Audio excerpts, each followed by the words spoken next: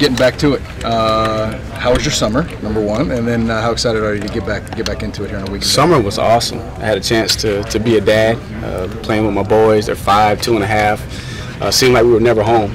We were all over the place doing a bunch of things as a family, but it was good. But now it's time to get back to the grind. So said my goodbyes over the weekend. They kind of understand it's time for Dad to go to work, but excited to get back to my older children, so to speak, in the team. Coach, Tony, the biggest surprise on that preseason depth chart is Travis Etienne standing alone as the starting running back. What did you see from him as he finished the spring to really separate from Tavian and Adam?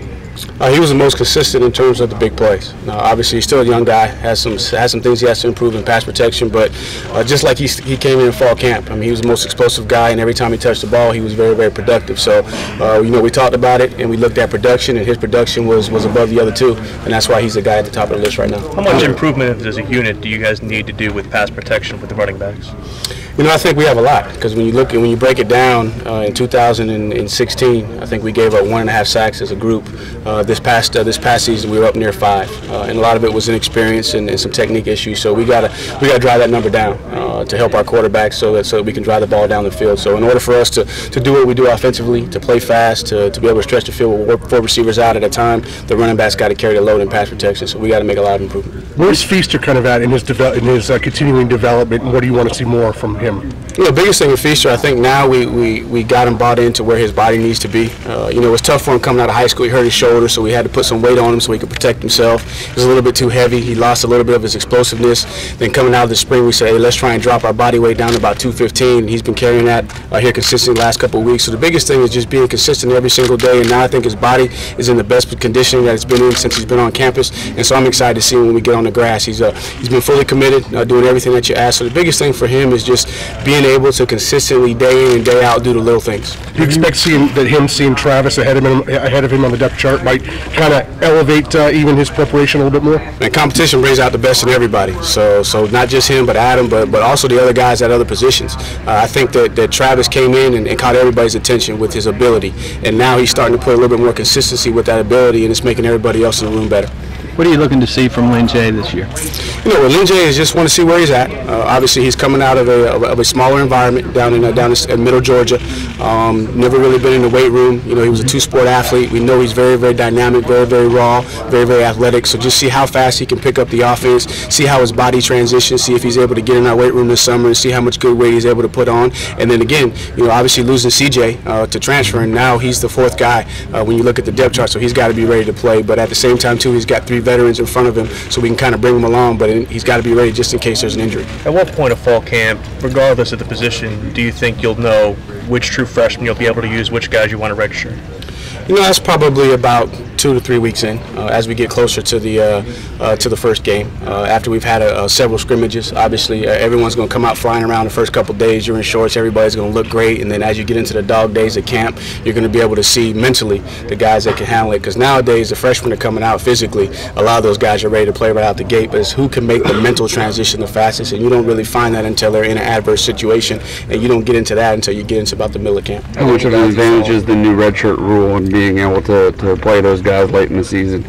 I think it's going to give you some flexibility, definitely, and it's going to give those guys an opportunity to get some experience without costing them a year. So it's going to give us, it's a new frontier for us, so we got to kind of figure out how to manage that the best. But I think it gives us an opportunity to get those guys some experience. So let's go back to Lindsay, for example. Let's say that it's a situation where all the guys ahead of him stay healthy. He's not ready at the beginning of the season, but mid-season he's had a lot more reps. He's physically ready to play. You can get him some experience, so going into the spring, he's able to compete even much more. Because quarterbacks get a lot of attention, obviously. What do you need to see from Kelly, from Trevor, and even beyond in fall camp to figure out who's going to be the guy? Consistency is, it's the guy that can come out every single day and do the things that Coach Trier is asking him to do, and it's the little things. Obviously, we know all those guys are capable of making the big throws, making the big runs, but who can manage the system, who can do the little things the best and the most consistent, and that's going to be the guy that's going to play. Is this a tight battle right now going into camp? You know, I think it's the same as it was in the spring. It was a tight battle coming out of the spring, and obviously Hunter is a guy that made a decision to move on, and very excited for him and his opportunity in the future. But now all that does is gives those guys more opportunities, more reps to compete, and so we're excited about where we are. We know that Kelly, you know, left the spring as the guy, and Trevor was on his heels, and Chase Bryce made tremendous progress too. So we're excited about getting back on the grass and seeing who took what we asked them to do this offseason, this summer, and really what it is going back through the base installs and getting the details down, because that's what wins games. Obviously, big plays are important, but it's who can execute at a high level, and execution comes down to the details. That quarterback position battle is going to get so much attention throughout this camp year. What's the position battle maybe we're not talking enough about that you're really excited to see? Well, I'm excited to see the running back competition, obviously, because that's my room. I deal with them every single day, and I think that's going to be competitive. I think all those guys, Adams in his 5th year, I mean, he wants it. You know, Travis has had a taste of it, and then he also, you know, went home and didn't have his best showing, so he's got a little bit of a chip. And then Feaster was the guy, you know, midseason last year, and now he's not the guy, so to speak, and so he wants it back. So I'm excited about that.